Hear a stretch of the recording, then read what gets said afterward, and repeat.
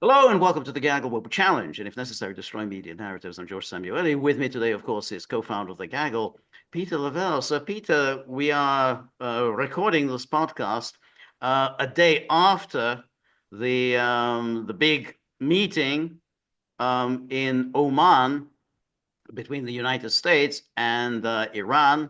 It was sort of indirect, but turned out to be actually more direct than we had expected.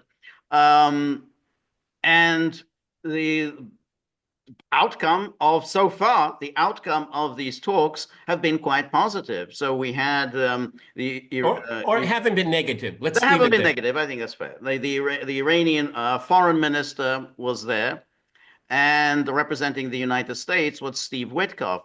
Now, one should say right away that that's already quite an achievement for the United States because they had the Iranian foreign minister, for instance. I mean, in all those interminable talks in Vienna during the Biden years about returning to the JCPOA, it was the Iranian delegation was not never led by the Iranian foreign minister. Well, talk about warp speed. George's observation is perfect because, you know, in under other administrations, it would take months and months for a junior deputy assistant. Right, right, Okay. And this, we just flew to the summit. right. That is extraordinary in itself. Did you see any pictures of the foreign minister and Witkoff together? Yes, Okay. I think I did. Yes, I think I did see that. Yeah, Well, I mean, there was nothing substantive. I just think it was they were right they met at the end. standing on the sides of the Oman Right, official. exactly. At the Okay, very that end. that in itself is That's miraculous. right. The other thing that I think is fascinating is that it seems like the U.S. foreign policy is run by Steve Witkoff. I mean, it's like, the people who are ostensibly in charge, the Secretary of State, Mike Waltz, they're never around. I mean, they show up occasionally at these on the Sunday talk shows, but they're never around when there's any policy making to be done. Well, if Marco Rubio were around, he'd probably be carrying Witkoff's briefcase. I think it's quite extraordinary that Of I don't know course it is. any This such is ex situation where somebody with no foreign policy background seems to be everywhere. It seems that Iran, he's there. Gaza, he was there. He also met Russian President Putin on Friday. He was there, had a very lengthy conversation, I think 4 hours. Well, what So does it's that tell us? What does that tell us? Maybe Trump has learned something. right, Okay, right, is that in his first administration, he was sniped left, right, and center by his own people. right. Okay, Marco Rubio is a snake, everybody. He's a snake. Right. I'm sorry to say that about, and I'm not insulting snakes in general, but this guy, I wouldn't trust him. Would you? I Right. wouldn't trust him with my dogs. Yeah. No. Seriously, I wouldn't. Oh, No. he's a little silver-tongued now. Yes. Oh, Yes. oh, okay, good for you. Trump doesn't trust him. No. You know why? Because the thing with Iran, the thing with Russia, it's too important. Yeah. Because the adults in the rooms are the ones that created the mess in the Right. first place. Right. Look how Rubio voted on Ukraine aid, everybody. Huh? No, Okay. I think it's right. I think it's really quite fascinating that essentially he's there because he enjoys the trust of the president, and so essentially in all of these things, this was Witkoff's third meeting with Putin, third meeting. He's Um, got a book deal already. I mean, the first part of a Netflix series has already been written. Okay. so, so when they have this meeting, and this was the remarkable thing is that the Iranian side spoke very positively. Remember, this is the Iranian side. They're under obviously under pressure of sanctions from the United States. They had the Trump who had walked away from the original nuclear deal in 2018. Trump has resumed the maximum pressure campaign, and Trump has start issuing in public threats to bomb Iran. I mean, it's not the most diplomatic things, but nonetheless, the Iranian commentary afterwards was very positive. So I just want to show you a very interesting news report by a Middle East site that's actually published in London.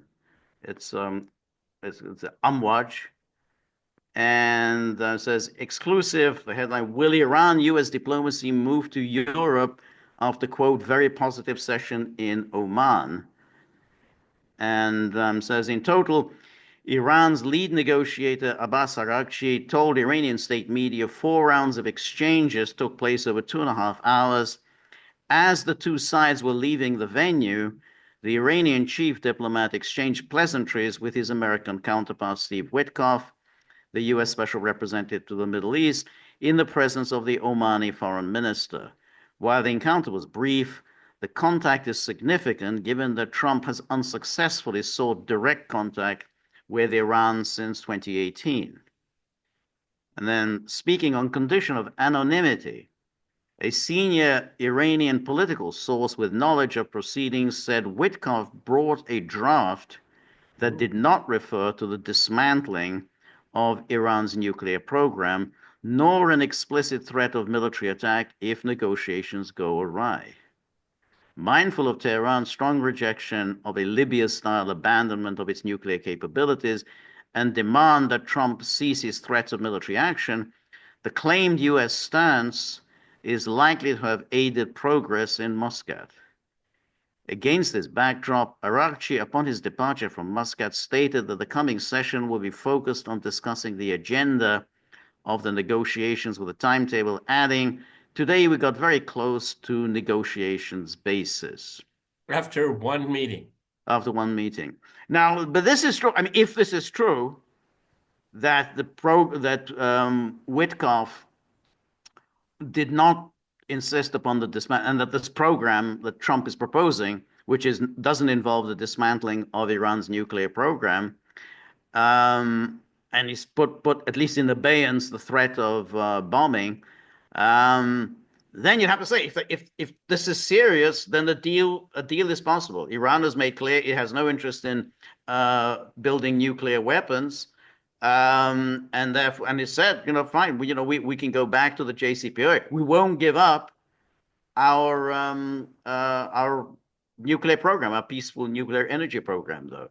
So if that's all that they're asking, and this is all Trump has said. Trump has in recent times is said they can't have a nuclear weapon. That's all he says. Like they can't have a nuclear weapon. He hasn't even talked about and they can't support Hezbollah. And they can't support the Houthis. He just says they can't have a nuclear weapon. Yeah. And we saw that last week in the Oval Office. We had Benjamin Netanyahu go on and on and on, as he usually does. Trump just focused on a weaponized program. That's what he focused on. That's Right. all.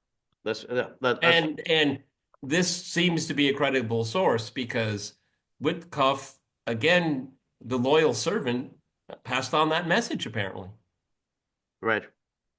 I would have thought this seems plausible because given the friendly exchanges at the end, it sounds like it was a positive meeting. I mean, if Witkoff had said, "Well, these and these are our demands," and that means you dismantle your system, and that means you uh, give up your ballistic missiles, and therefore you give up all these other things. Then I think that it would be very, very cold, and there would almost certainly not be any kind of in-person meeting afterwards. Agreed. Um, and then the two sides are set to reconvene on April the 19th. According to the Iranian foreign minister, these talks will be held at the same level and hosted by Oman, though the location may vary. However, Amwaj media has learned the venue will likely be different. They will gather in Muscat. They will not gather in Muscat, but somewhere in Europe, an informed political source in the region stated, declining to go into detail on the precise venue. As for the reasons for the shift, the source alluded to logistical considerations, pointing to the long flight between DC and Muscat.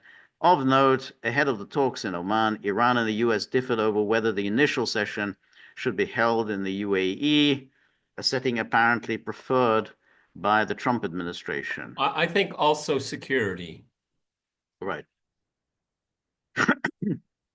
There are many people that don't want to see these talks. Right. Yes. Um, Witkoff on March the 21st explicitly stated that the U.S. seeks a verification program to ensure the non-diversion of Iran's nuclear energy program, an arrangement which Tehran has previously expressed an openness towards. But Witkoff's stance has been contradicted by other members of the U.S. administration who have called for the dismantling of Iran's nuclear infrastructure, a non-starter for the Islamic Republic. This is obviously a reference to Waltz as his Right. public appearances. That's right, exactly there. You said it. You said it. Yeah, the whole thing has to be dismantled, which of course meant that, well, that means there's no point in even talking. I mean, that's not on. Meanwhile, in a video addressed ahead of the talks in Oman, Israel's Prime Minister, Benjamin Netanyahu, said he and Trump, quote, agree that Iran will not have nuclear weapons. This can be done by agreement, but only if the agreement is a Libya-style agreement. Go in, blow up the facilities, dismantle all the equipment under American supervision with American execution. Well, isn't that just Jim Dandy? That's right. Yeah, yeah, yeah. Okay, I'll hold your beer when you go into the fight. That's Okay. right. Um, and then Iranian and U.S. officials have been unexpectedly upbeat about the initial session. In a statement circulated to reporters, Iran's foreign ministry said issues related to Iran's peaceful nuclear program, the lifting of illegal sanctions against Iran, were discussed in a constructive atmosphere based on mutual respect. So that's Iran's foreign ministry said this, based on mutual respect. Moreover, in a tweet late on April the 12th, lead Iranian negotiator Arakchi characterized the session as constructive and promising and conducted in an atmosphere of mutual respect. He continued, I elaborated Iran's viewpoints in a firm yet forward-looking manner. Remarkably, long-standing Iranian opponents of nuclear diplomacy with the U.S. appeared to also welcome developments with the hardline Vatan Emruz, referring to the April the 12th session as a well-calculated start. I think that's a good description. Yes, well-calculated, I think so. And then this is the statement from Tammy Bruce, Oh God. who seems, I have no idea why she got that position. I simply, You know, okay, I don't want to waste time on Tammy Bruce, but she's just so inappropriate for that position. right, It just, I mean, talk about, putting a square in a round hole. I right, mean, it's right, just that she embarrasses herself. All she does is repeat platitudes and reads right. from a binder. It's really embarrassing. It's really shameful too. I think Trump could have done better than that. Absolutely. Absolutely. And I always thought of her more as a culture warrior than anything else. Exactly. Yeah. Um, she comes on Hannity and spouts forth about modern feminism, how there was a good feminism that I was part of. Now this is a bad feminism. That's all she does, and meat and drink to Hannity. And she got paid for that. So how she got to be the State Department spokesperson, so I guess Trump liked her. I mean, I think how do Well, people get because stopped? she's it was a loyalist from Right. over it said with when once it became clear that he would dominate the Republican Party, she just got on board with Right. that. She wants to be with a winner. But Yes. George is right. I mean, she's go on Hannity and talk about cultural. She's a cultural warrior. That's That's what it. she That's all is. there. Exactly. Exactly.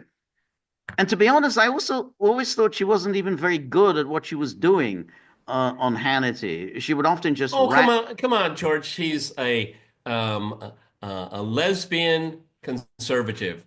Right. Write your ticket. Go ahead. Vox will take you. Yeah. I'm sorry. I think it's calculated. Yeah. Oh, well, we believe in diversity. We That's it. have, Tammy Bruce. That's Okay. it. Yes. That's exactly right. That was her calling card. Oh well, I'm a lesbian. Oh good. Then let's bring her on Hannity. Look, I'm open. Hey, no sexism here. Um, yeah, so it says U.S. President says the company blah blah. She goes blah blah special. The discussions were very positive and constructive, and the United States deeply thanks, blah, blah. Special Envoy Witkoff underscored to Dr. Archie that he had instructions from President Trump to resolve our two nations' differences through dialogue and diplomacy, if that is possible. These issues are very complicated, and Special Envoy Witkoff's direct communication today was a step forward in achieving a mutually beneficial outcome. The sides agreed to meet again next Saturday. I don't think Tammy Bruce wrote that. Okay. I don't think so either. And I think that's the That's very carefully worded. I mean, it is very it's like, we may or may not be on solid footing. Let's not jinx this. right. Right. Now the question arises, obviously, I think obviously a question for you, question for me is, all right, we've had a good first round. But we remember we had a couple of good first rounds in the talks with North Korea. Everything seemed very positive, and Trump was positive, and North Koreans were positive, and everything was good. And then everything just went downhill. So the question then Well, is, it's the way I would approach this, given the first Trump administration. Who are you going to who do you have around you? Who's going to who are you going to allow to influence you? I mean, Witkoff. I mean, we could probably talk for a long time about who is this guy? Why has he got this job? Okay, I mean, that's a wild card that I had no expectation. And as we've just said earlier, I mean, he's leaving people that are supposed to be doing this, yeah, carrying their someone else's suitcases. right, But I think enough people around him have said, look, even our own intelligence community doesn't think they're looking for a bomb. Okay. Okay. right, We have huge differences with them and they have with us. But we can talk to them on this one thing. right, And that's what's really most important. right. That leads up to my punchline. This is a winner, Mr. Trump. Mr. Yes, President, you can win here. right. And I think that's what's got Trump's attention. That's why I think Witkoff did rot with that draft. When the Iranians looked at it and said, oh, okay, this is narrow. We have a narrow Yes, agenda. right, We can work with that. We can work with that. We talked with Professor Morandi. Of course, it couldn't be the same agreement. Time has changed, technology has changed, and things like that. However, it's the same intention. Now, Trump is gonna, if we're gonna go down this path, and I hope we do. George and I have said many, many times we weren't fans of the Obama administration, but we were a fan of the JCPOA. Okay, right, and so little marketing trick here. It's a different name, obviously, but this is a potentially. I want to be careful. Not an easy. It shouldn't be that hard if we keep it narrow. yeah. No, And it just shows. It shows also, Trump is open to flattery, but it's almost like a chip flips on in his head, right, and it says, Donald, you're the only one that's going to determine your legacy. right, Not Netanyahu, not these people, not these idiot Europeans. It's only going to be you. right, Okay? That's why I think he has Witkoff there. It's right. almost like his alter ego. No, I absolutely agree with you. I also think that the Israel lobby has a problem on its hands because they can turn on Trump, but they they have no guarantee that whoever comes after Trump will be more accommodating to them than they have. Because when Netanyahu openly campaigned against the JCPOA, came to the United States, went to address joint houses of Congress. Remember in 2012, Netanyahu openly supported Romney against Obama. Okay, then they thought, okay, we don't like Obama, but maybe we can get someone better. Maybe we can get a Republican, and he'll be more accommodating to us. Now they've got Trump. If they go turn against Trump, they have, to say the least, no guarantee at all that they're going to get somebody who's going to be more accommodating to them. So they don't, Netanyahu doesn't really have that many cards to play because ultimately he's stuck with Trump. Trump has done him favors. Huge. Yeah, you do huge favors. So really, you want to antagonize Trump? You want to start a campaign against him the way you campaigned against Obama? It wouldn't be a good move. So that's why I think Trump's hand is quite strong. If he realizes it, and if he goes ahead with it, he can get a deal without too much difficulty. Well, there's a lot of moving pieces right now because of what's going on with the U.S. economy, Trump's downsizing of the government, and then this global tariff war. Okay, um, but Trump's supporters are sticking with him. Right. It's still really early days. Very early Okay, days. and Yeah. so much has happened in these early days, but. I know that within the GOP, it's muted. It's not as voiced as loud. But this whole thing with Israel Yeah. is irksome for a Yes. lot of people that I think believe in America first. I yes. think that's Trump's trump card. Yes. He's going to say, "My Yes. people will stay with me." It goes back to a conversation that I don't think anybody else has had, that George and I had a few days ago. I think in Trump's mind the whole Palestine issue, that's yours. Okay. I'm not going to get in your way. Right. You do what you need to Right. do. Whatever you think greater Israel is, okay, what's it to me? Right. Okay. Now, this is a immoral argument that I'm making. Okay. Right. But nonetheless, because that's how I think Trump delineates things. Okay. This stuff with, you know, why did you give up beachfront property? Take care of it. We'll find a place for them. Okay, Right. why are we thinking about this so much? Okay, Right. Bibi, we give you a lot of money. Yeah. Now take care of it and get off my back Yes. about this. Yes. But when it comes to Iran, well, that's my business. Yes. That's my business. You talk about using my country's military. Right. Okay, Right. all right. Now, you stay in your lane and you're and you're coddled like no other person in American foreign policy history that I can think of. But Iran's my thing, and Russia is my thing, and Right. Ukraine is my thing. You Right. stay in your lane. Does that make sense to you? No, absolutely. I think that's what came out of that meeting at the Oval Office last week, when Netanyahu had all sorts of things that he wanted to raise, and Trump was getting really quite dismissive. On the question of the tariffs, he got quite annoyed and brought up something Yeah. that you're not supposed to bring up, just how much money we give you. We give you all this money, and still, you want some special perk on the tariffs. American presidents don't usually talk like that to Israeli Have leaders. you ever heard I an have American never. president No, talk no like that American, in never, public? never. I have never. How much money we give you? That's Never. that. I wouldn't be. I was waiting for him to say, and maybe after all, you have nuclear weapons. They don't. I was waiting for. I thought he was that far away. He could say it.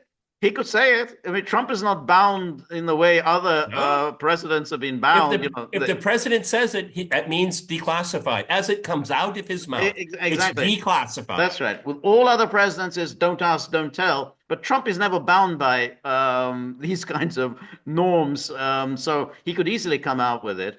And in fact, you're right. It's a perfectly logical thing, but it undercuts his own argument because his argument is that Iran mustn't have nuclear weapons.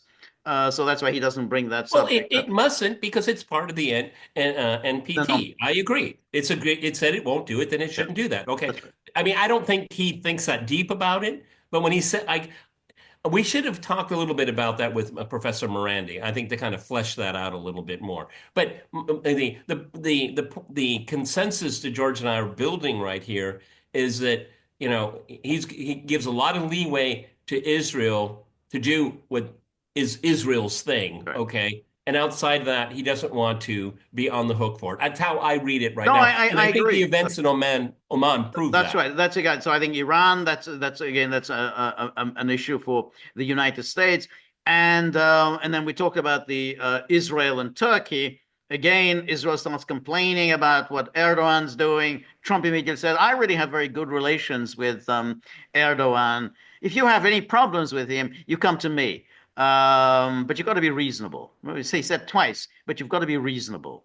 So suddenly he said, no, yeah, Palestinians, we're going to support you. Whatever you do to them, we're going to support you. Erdogan, no, we're not going to support you. You got to be reasonable. So that was a clear message to Israel. For the Palestinians, of course, it's a very cruel message, but it's something that Palestinians have become used to, which is we really don't care very much about you. And to Trump, if you tell him, well, with Palestine, this was promised to Israel, and of course the Arabs say reasonably, no, no, it was never promised to Israel. He says, I don't care. I mean, the Israelis are there; they're the strongest power. Whatever they want to do in Palestine, we will let them do it. So I think that limits what Netanyahu can do. I mean, he can huff and puff, and the Israel lobby will huff and puff. But if Trump is determined to pursue this and said it's in our interest, in the interest of the world, that Iran doesn't have nuclear weapons, and we're only focused on that, we're not going to talk about anything else, he can get it done.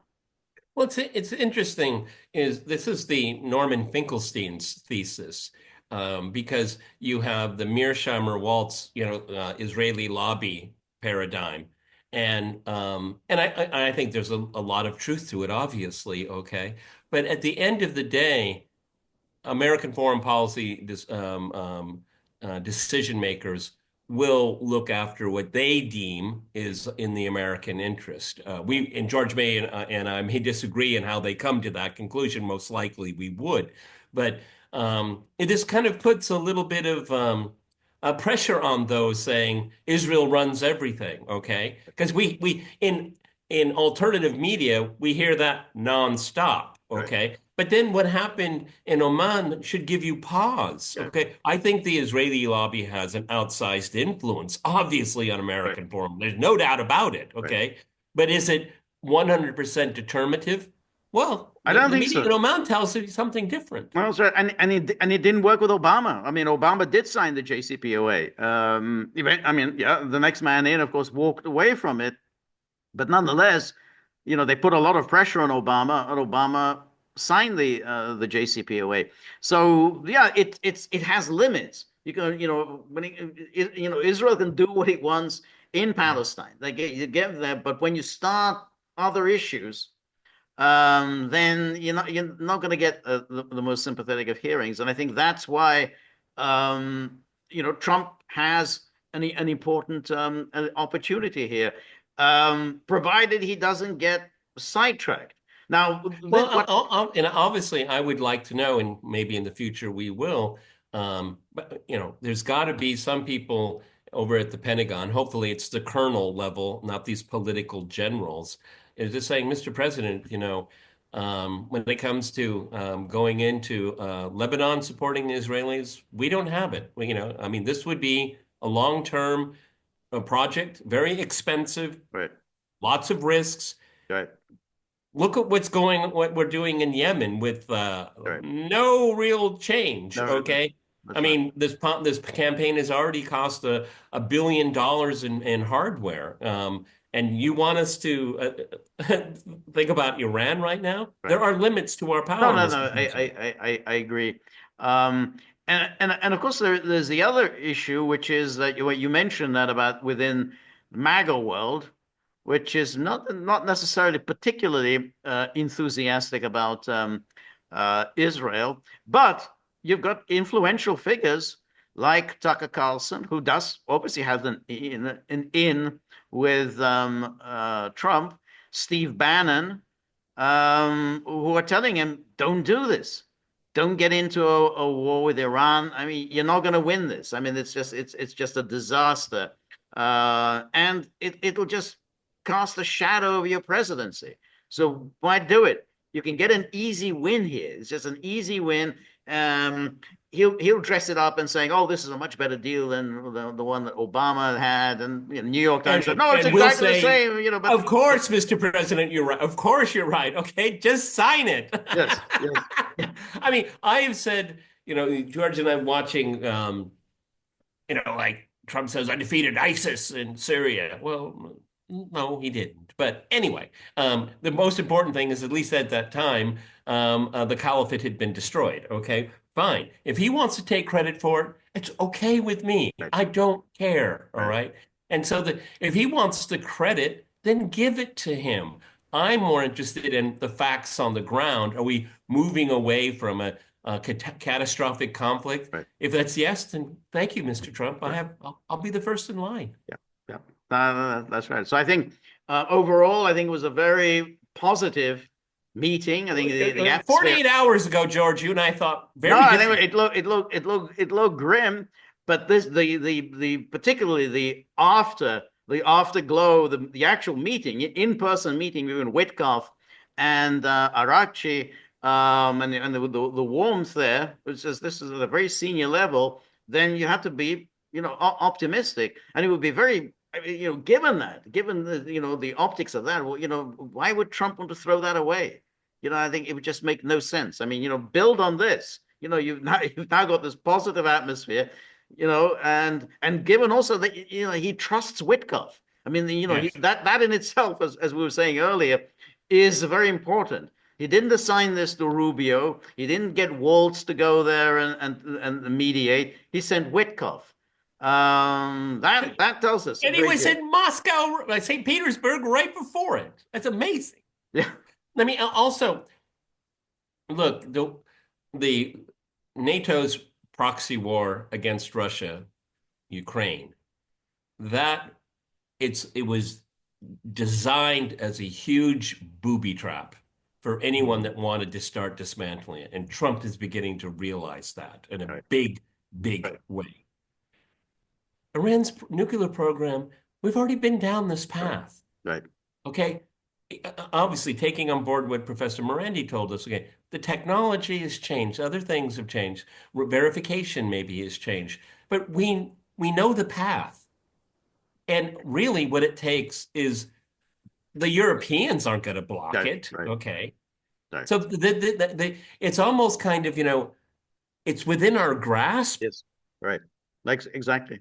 I think Iran has made this extraordinary concession. I mean, by saying this was in that article in the Washington Post penned by Arachi, he said, "Well, we understand the security concerns of others about our nuclear program." In other words, that yeah, we can understand that the rest of the world is concerned about our having nuclear weapons, and we will accommodate this. So he didn't say, "Well, we're going to suffer. We are sovereign and we can do what we like and whatnot." He's saying, "No, I understand."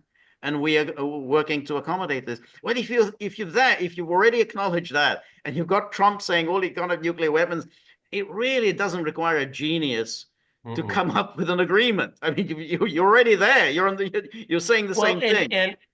and again, selling it, which is always important.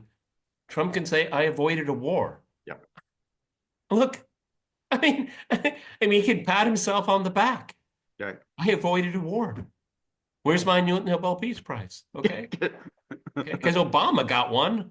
That's right. Yeah, I'm yeah. sure it irks him a lot. No,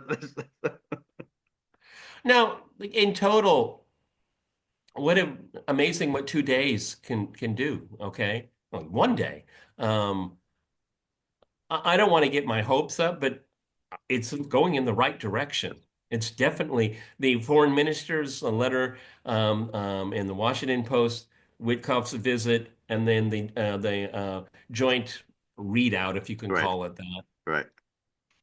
I feel like should I hold my breath I because think it was a very positive. It's not just yeah, yeah, we had a good constructive talk, the usual kind of blather. This was definitely very positive. It was it went beyond the usual diplomatic protocol. It said yeah, this was really good. We had really good talks, and we're making good progress. I think that's what really important. well, obviously we're going to keep an eye. It's April Yeah, next 19th, Saturday. Yeah, next Saturday. yeah. Wow, Trump is in a rush to do everything. Okay. Problem is that getting results is a lot That, harder that, sometimes. that, that's that's what you got to. I think you said it at the start. He's learned. It seems maybe learned the lessons from his first and therefore you don't send Mike Pompeo or John Bolton to handle your negotiations. You send your own personal emissary, and I think Well, that's I have to say, you have to admit when you're wrong.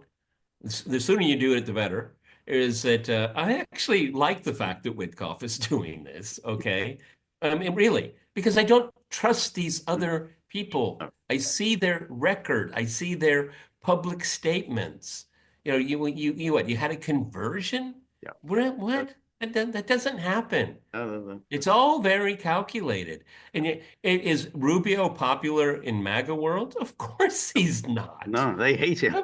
I mean, there was like a thud when it was announced that he was going to be Secretary of State. It's like, Yeah, oh yeah, everybody, oh, bipartisan, all the senators voted for him. Isn't that's that nice? no, That no. that's what gets under the collar of the MAGA world, is that Yes. he's not one of us. No, no, no, and that's right. You're right. If Trump first made the announcement, was saying, I think that Mike Pompeo and is it John Bolton like that, who said, was it Uh, Bolton uh, that was somebody who, else? who was the second? Um, Oh, yeah, no, it was the woman that the South Carolina woman, Nikki yeah, Haley. yeah, Nikki Haley, right? Yeah, yeah. Mike Pompeo and Nikki Haley will not be members of the Which administration. no president has ever And now, and done. everyone, great, this is fantastic. And then he announced Marco Rubio and Elise Stefanik. Now Stefanik now is not is gone, or at least she's back in the House, so that job's been taken off the ledger. But it is really stunning that here we have the Iranian foreign minister, and you think, well, naturally, who is he going to talk to? He's going to talk to America's foreign minister, namely Marco Rubio. No, he's talking to the president's personal emissary. What do you bet? For Rubio, it's kind of an insult for Rubio. There's no way for us to know, but my gut tells me Rubio was more than happy to have Witkoff go.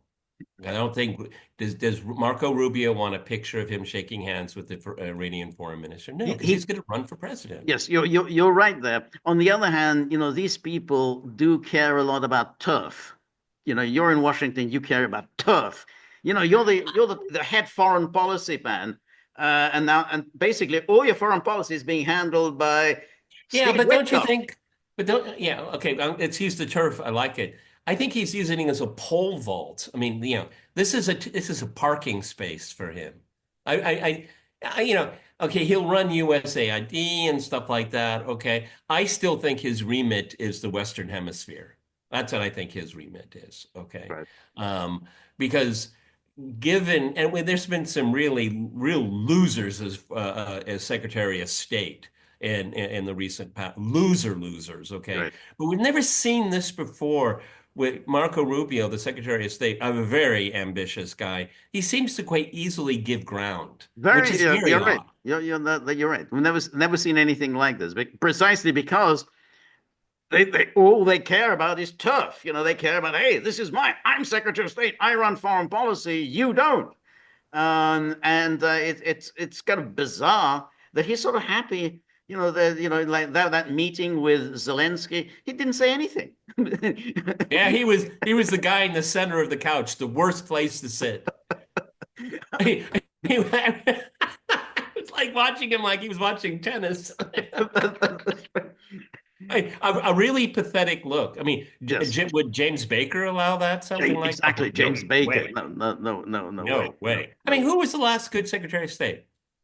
Well, that's hard to say. I mean, I guess James Baker was quite an That's effective. why it came to my mind. Yeah, it was quite effective. I can't think of anyone since James Baker who has been particularly impressive. I think in fact they've been very very unimpressive. Ever since they started appointing these sort of Madeleine Albright, they're essentially doing a kind of DEI appointments. Madeleine Albright and Colin Powell and Condoleezza Rice and who was the Hillary Clinton. It's almost like you're dumping this job on people. Hey, It's all political favors. yeah, Yeah. exactly. No, I mean, that's why I think James Baker's the last one that I can think of. What about Schultz? Schultz was with Reagan. He didn't really do very much. I mean, as far as I remember, I can't remember. I mean, I think the foreign policy under Reagan was more or less Reagan was handling that, Yeah. because I'm thinking of the meetings with Gorbachev. I Yeah. don't remember Schultz particularly there. I That's mean, true. I don't have a visual in my head. right? Yeah, that's right. It's so Schultz was he's one of these Washington hands. He's been around since forever. He's had every job possible in every Republican administration. So he just go, oh well, we need a Secretary of State after Alexander Haig's absolutely disastrous performance. Well, I mean, I guess, again, we're going to get bows and arrows shot at us here, but I mean, in a way, Henry Kissinger defined what a Secretary of State Right. is. Yes. Okay.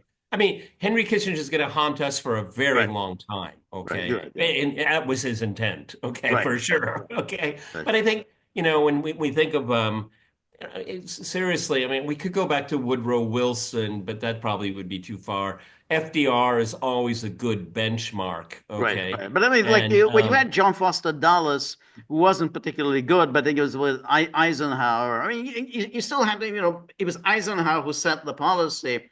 With what happened with Kissinger, the reason he became this titanic figure is that Nixon got very bogged down with Watergate. From 1973 on, Nixon really didn't have a lot of time to address what he was really good at, which was foreign policy. Got more and more entangled with all his legal problems, and that's why he allowed Kissinger really to take to the stage like a colossus, and particularly on the Middle East, when Kissinger took a very pro-Israeli position in the Middle East. I don't think Nixon would have done that. I mean, I think if Nixon had more time to address the Middle East, I think he would have been able to somehow limit Kissinger's remit and would have taken a much more even-handed approach in the Middle yeah, East. it was more incidental and not by design. I think you're absolutely right. I mean, and I think that was probably crushing for Nixon because there was no man better prepared to become Right. president of the United States than Richard Nixon. Yeah. But I mean, seriously, no one. Right.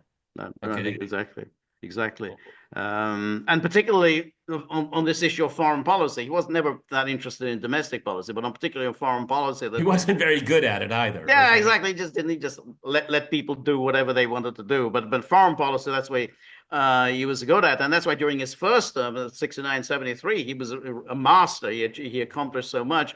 But then, as Watergate just more and more just he sank within this bog of Watergate, Kissinger kind of essentially was just Yeah, out well, they running didn't everything. want him to succeed. All right. Yeah, Yeah. there are plenty of people, they don't want peace. Peace is the worst thing that could possibly happen to them, Right. Look at all the people that make money and careers off of conflict, okay, and get rich at it at the same time. All right. Well, anyway, I mean, I think that George will have to underline this video because I think it's the only positive one we've made in maybe ever. For quite yeah, for a long time, for a long time. I think it's yes, yes, that's right. But we'll see you next week. We'll probably resume, after next week's meeting and see if Well, let's see who's hey, going to our optimism. let's see who's going to start throwing cold water. Yeah, Okay, right. that's going to be a big tell. That's going to Yeah. be a very big tell. Who's going to start pouring cold water? Is it not only is he a Russian agent now, he's working for Iranian intelligence. Okay, what do they got on him? Okay, all right, everybody. This is a Gaggle with Peter and George. We're on Locals, so please go to thegaggle.locals.com. This is part of our Mega Sunday wrap. Tease. We're going to talk about Russiagate again. Russia. So tomorrow we have our live stream at 10 a.m. Eastern time. Please join us. Let's hope it works. And then on Tuesday, I have my solo 3 p.m. Eastern time. So we're very grateful for all of your help, friendship, and support. The more you're able to donate, the more of these videos we can make, the more we can improve on the technology.